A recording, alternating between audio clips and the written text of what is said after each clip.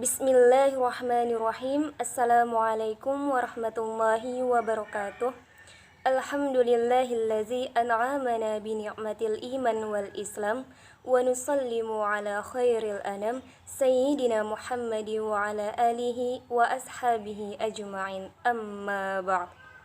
Yang kami hormati dosen pembimbing mata kuliah Lembaga Dakwah dan yang kami banggakan teman-teman sekalian. Adapun pada kesempatan kali ini, kami dari kelompok 7 akan mempresentasikan makalah kami yang berjudul Kekompakan Keutuhan Lembaga Dakwah atau Ka'annahum Bunyanun Marsus.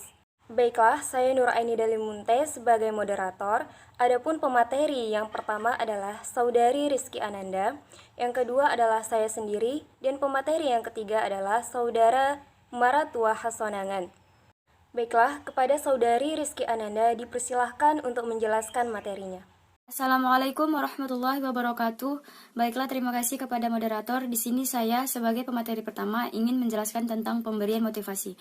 Motivasi dapat diartikan sebagai kemampuan seorang manajer atau pemimpin dakwah dalam memberikan sebuah dorongan kepada para anggotanya agar mampu untuk mendukung dan bekerja secara ikhlas demi mencapai tujuan organisasi sesuai dengan tugas yang dibebankan kepadanya.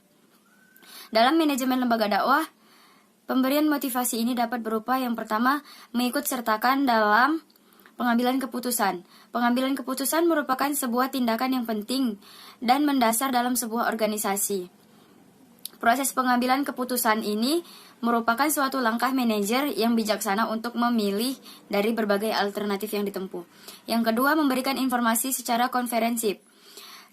Semua fungsi manajerial dakwah itu sangat tergantung pada arus informasi, yakni data yang telah diatur atau dianalisis untuk memberikan arti yang sangat permanen mengenai semua kondisi yang berlangsung, baik yang terjadi di dalam maupun di luar organisasi. Yang kedua, melakukan bimbingan.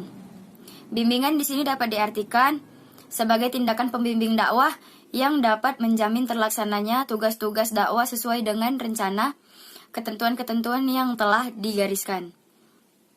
Adapun komponen bimbingan dakwah adalah nasihat untuk membantu para dai dalam melaksanakan peran-perannya serta mengatasi permasalahan dalam menjalankan tugasnya, yaitu yang pertama, memberikan perhatian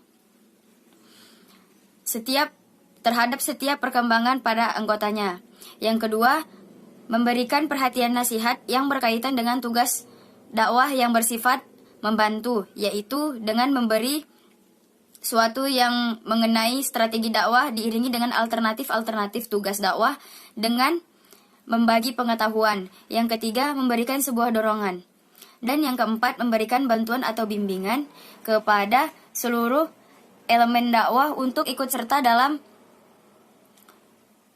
pembuatan keputusan dan strategi perencanaan yang penting dalam rangka perbaikan efektivitas unit organisasi.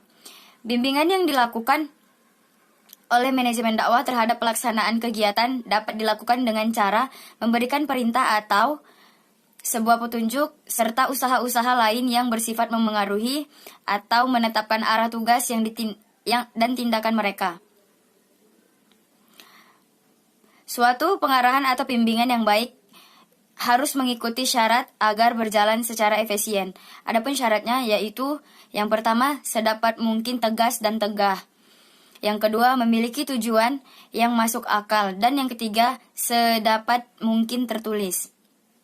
Baiklah, sampai di sini materi saya dan akan dilanjutkan oleh pemakalah kedua. Terima kasih. Baiklah, saya akan melanjutkan penjelasan dari Saudari Rizky Ananda, yakni menjalin hubungan.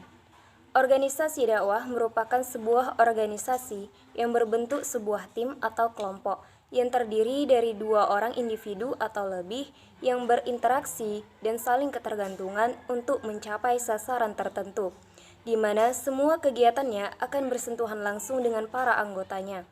Definisi dari sebuah tim adalah sebagai dua orang atau lebih yang berinteraksi dan saling memengaruhi ke arah tujuan bersama Untuk itu, sebuah jalinan hubungan yang harmonis antara semua elemen yang terkait dalam elemen dakwah. Sebuah tim merupakan kelompok orang yang memiliki tujuan yang sama. Akan tetapi, tidak sekumpulan orang dapat dikatakan sebagai tim. Untuk dapat dianggap sebuah tim, sekumpulan orang tersebut harus memiliki karakteristik sebagai berikut. 1. Ada berbagai kesepakatan terhadap misi tim. Kedua, semua anggota harus menaati peraturan tim yang berlaku. Ketiga, ada pembagian tanggung jawab dan wewenang yang adil. Yang keempat, orang yang beradaptasi terhadap hubungan. Oleh karena itu, anggota tim harus dapat beradaptasi terhadap perubahan yang positif.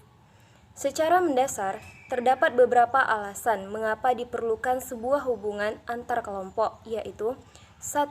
Keamanan, 2. Status, 3. Perhatian, 4. Kekuasaan, dan 5. Prestasi yang baik. Fungsi dari terbentuknya suatu tim dalam organisasi dakwah secara tidak langsung adalah 1. Dapat mempertahankan dan memperkuat norma atau etika tingkah laku yang diharapkan dan nilai-nilai yang dimiliki bersama oleh para anggotanya. Kedua, memberikan sebuah kepuasan, status, serta kenyamanan sosial oleh para anggotanya. Ketiga, membantu anggota organisasi dalam menjalankan komunikasi. 4. Dari kelompok inilah diharapkan dapat membantu menyelesaikan permasalahan yang ada dalam organisasi. Untuk menciptakan sebuah kerjasama yang solid untuk organisasi atau lembaga dakwah, maka dituntut sebuah kecerdasan dan kerjasama yang baik oleh para pemimpin dakwah. Dalam hal ini, pemimpin dakwah harus mampu memberikan seperangkat tujuan dakwah yang memungkinkan untuk dapat dicapai, juga dapat dijadikan sebagai tujuan untuk ke masa depan. Oleh karena itu, para anggota atau kelompok harus diberikan sebuah fleksibilitas dalam mengatur tindakan mereka sendiri. Di samping itu, para anggota harus memiliki sebuah keoptimisan bahwa ia mampu melakukan tugas-tugas yang telah ditentukan dengan sebuah usaha kerjasama yang baik. Demikianlah presentasi yang dapat saya sampaikan. Bismillahirrahmanirrahim. Assalamualaikum warahmatullahi wabarakatuh. Perkenalkan, nama saya Maratu Hasanangan Harahap.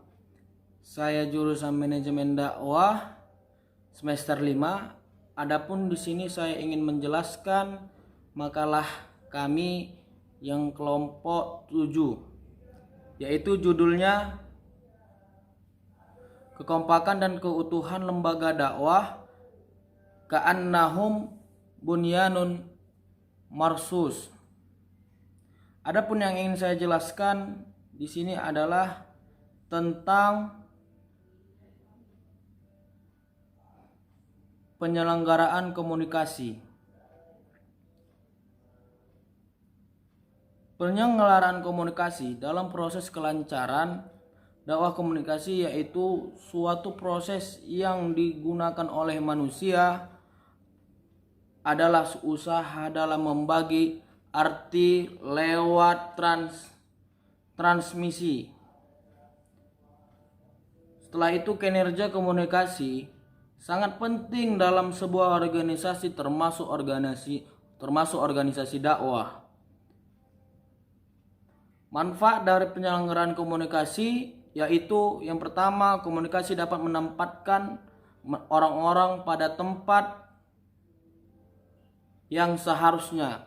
Yang kedua, komunikasi menempatkan orang-orang untuk terlibat dalam organisasi.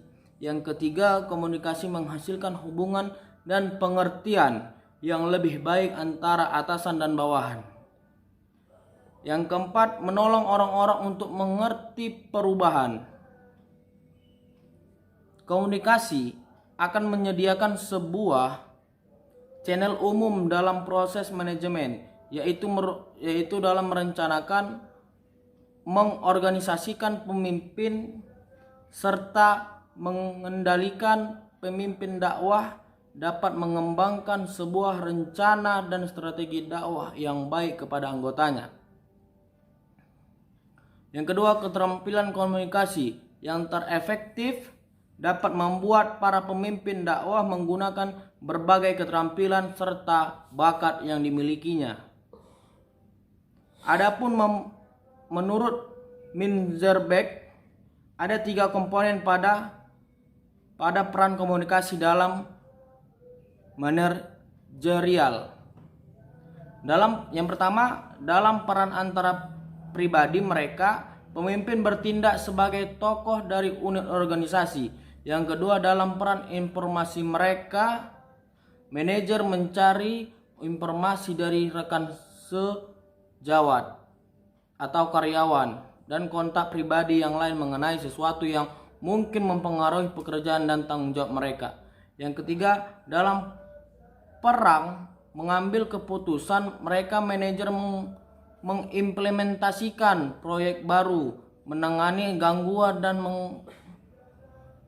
mengalokasikan sumber daya kepada anggota unit dan departemen. Mungkin itu saja yang bisa saya sampaikan. Akhirul kalam, astaghfirukum, wassalamualaikum warahmatullahi wabarakatuh. Sekianlah presentasi dari kami. Kurang dan lebihnya kami mohon ampun kepada Allah dan mohon maaf kepada para audiens. Saya akhiri, wabillahi taufik wal hidayah, wabirridho wal inayah. Wassalamualaikum warahmatullahi wabarakatuh.